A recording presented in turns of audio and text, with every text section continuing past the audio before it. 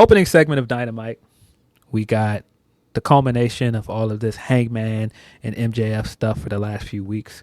If you are one of those people that does not like the long promo segments that Max has been doing, I can see you being a little bit leery when this started, but this was excellent. I thought that this was a great way to call back their history. There's a great build that they've done out of the Jeff Jarrett stuff and how much people did not want to see that. Using the stuff with CD and a retirement match to start the babyface turn for Hangman and to start this change of direction for him has been really good. And having that built into the storyline with Max of being like, wait a minute, you guys are booing me, but you cheer that guy? Have you seen all the things that guy's done? He's done way worse things than me. You're cheering that guy? That guy can do no wrong? Yeah. It's that story element of Max and Hangman kind of being on the same trajectory and the same thing, but like people continuously loving Hangman and continuously hating MJF no matter what he's doing. Great story element. Maybe my favorite part of this back and forth, Phil, was they get into it. Max starts going in on his accomplishments, which is a big part of his bit. Usually when he gets into face to face with the guy and they're doing a promo, he's like, I'm MJF, I'm doing all this. Soon as Hangman gets the mic, he goes, I know, dude. I know you're MJF. I know all your accomplishment. I know everything that you're saying. You're right. I thought that was such a you don't have to tell me, dog. I was there. I'm doing that same thing. That's not what this is about. Yes. I loved him responding with why are you saying all these things like I don't know who you are? I know who you are. And you've had a great career, Hall of Fame career. Yeah. Why are you mad? Why are you saying all these things like you're angry? Is it because I have something that you don't have? Is it I have something from them that you don't have? And he immediately is like, shut the hell up. Midway through this promo, I came to an epiphany. Maxwell Jacob Freeman is Isaiah Thomas. And this is why. Isaiah Thomas won 2 championships. He's accomplished great things. Great point guard. One of the greatest point guards of all time. Top 5 at least. Yeah. Top 5 point guard ever. Mm-hmm. Coming here, though, and somebody else came in his hometown, won 6 championships. They love him. Why don't you love me? Why are y'all talking about this guy? I am Chicago. This is my city. Like, why are y'all talking about that guy? Y'all love that guy? The gambling guy? That guy that had to get through us to win? Yeah. Bro, I won a championship before him. My championship run was this. It's right there, bro. He's just like, no, listen, man. I was the longest reigning AEW world champion. I beat this guy to win the Dynamite Diamond Ring. Why are y'all cheering this guy? Mm-hmm. Y'all want this guy to get another title reign? And it fits with everything that people are saying in real life as well. Max is so great because he's so online. He sees a lot of stuff people are saying online. For you to look around and people are like, hey, the world title picture is this. And people want to see Hangman get another title reign. They don't want to see Max get another title reign. Mm-hmm. And the way that people talk about Max, like he didn't have an all-time great title reign, the matches he had, Iron Man match with Bryan Danielson, Kenny Omega on Collision, the run that guy went on as champion, and he's looking around like, wait a minute, why y'all mad at me? Y'all booing me? Mm-hmm. Y'all not booing that guy? I'm washed. Y'all saying I'm done. Y'all saying my career's over already. And to have all of the frustration and for Hangman to just look around like, no, they don't respect you because you're not real. What a line, man. What a line. Oh, my God. Yes. So many great elements in this. I love that. My other probably favorite element is this wasn't low-hanging fruit MJF. This was like, nah, we don't need that. None of these bits. Like, this is real.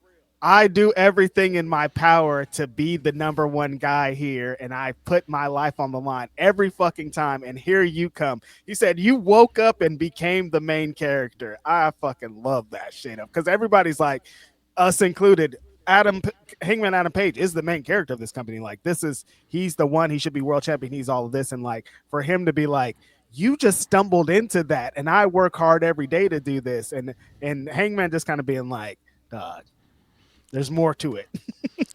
This is back to my point. Max is Isaiah Thomas of him looking around at one point like, wait a minute.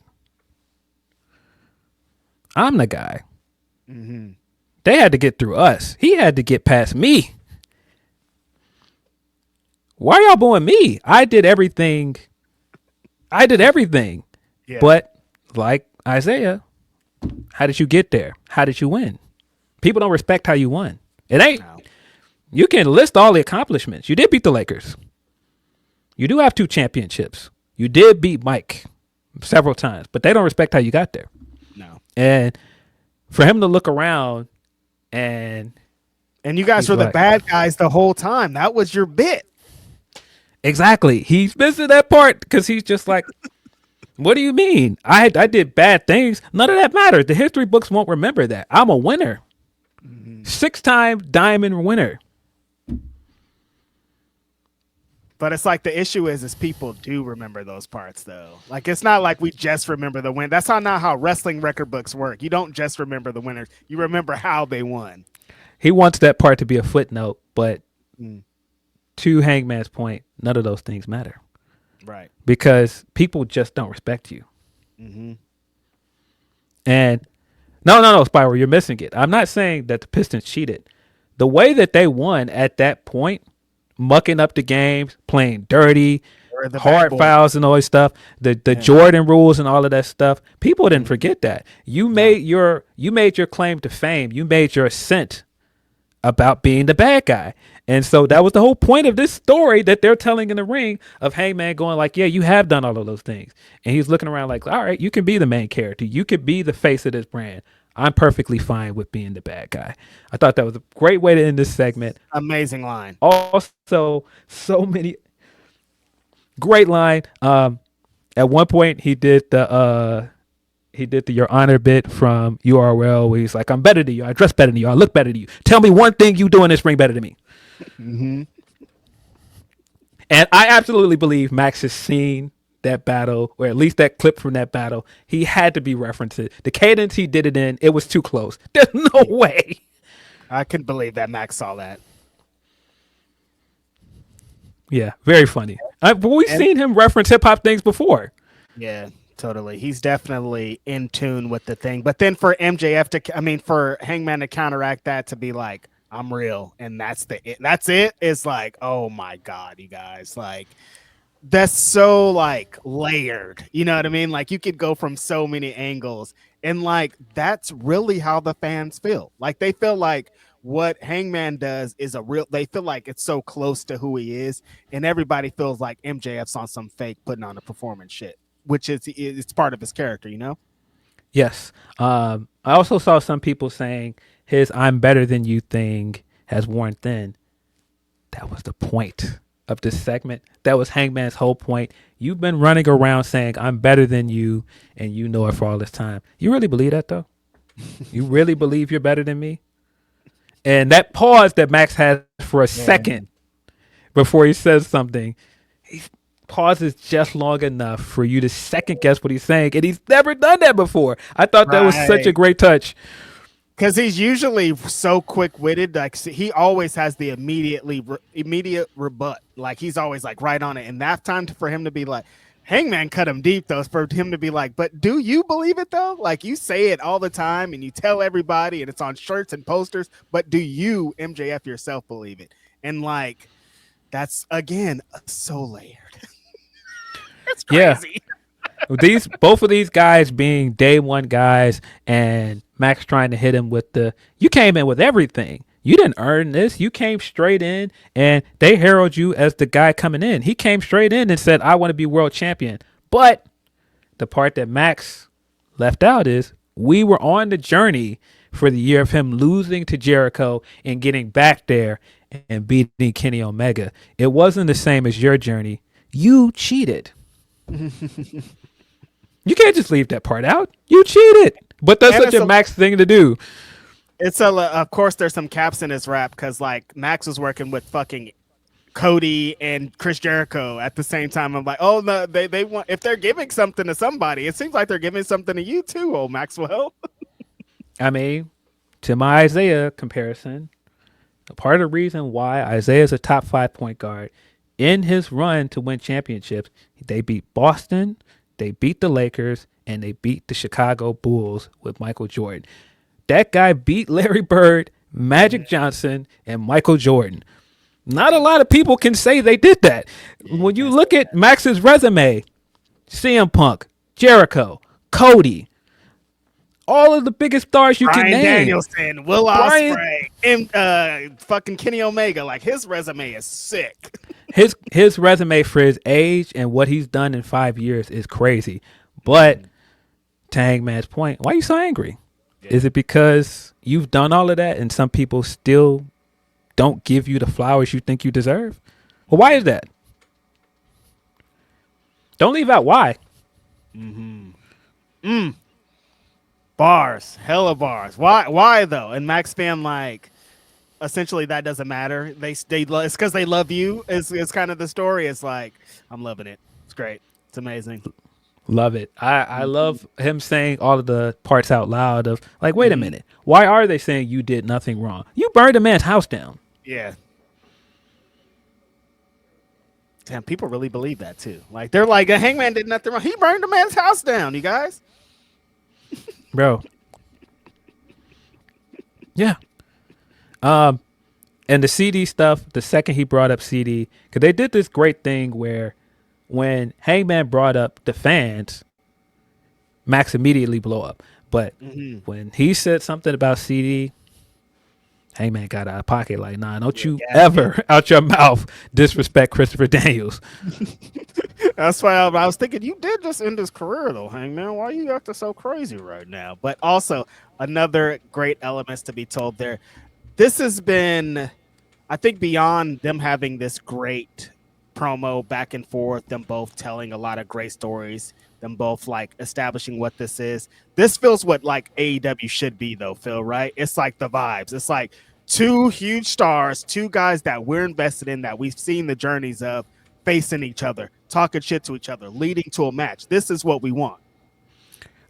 Yes, people want the day one guys getting storylines like this. We want the lore of 5 years of continuity.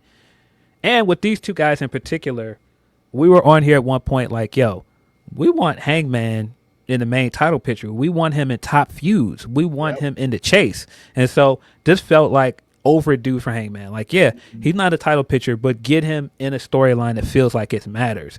Same thing with Max. What are you doing a feud with Jarrett? Get this guy in these kind of stories that feel like it matters. It's like we want to see them against Hangman, and then they put him against Hangman. Yeah, this is the type of stuff. It feels like they don't need a championship because just who's better at this point, who is that guy, is the story. That's how you tell this thing.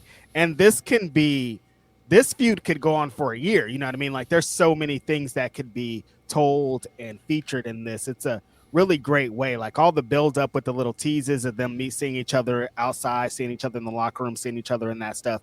And then to get to the promo and them both kind of express what and why. Amazing stuff. Yes. This segment was extremely good. Very much looking forward to the match at Revolution. I don't know what's the direction after this, but yeah, very much needed change of trajectory for both of these guys, because I was sitting around like, what's going on? What are we doing? Yeah, like Max, what is Max doing? Like the last couple months were driving me nuts because I'm like, you guys got the franchise guy. Like, this guy, this is all his. Like, you should be investing more in it. And now it feels like they're putting him in positions they should be putting him in.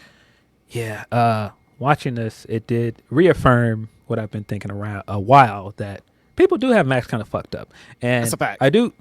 He's been in some storylines that I didn't like. That Devil storyline ended up being terrible. The Adam Cole stuff went on too long, and I don't think that the ending was worth it. The Jarrett stuff, we didn't need that.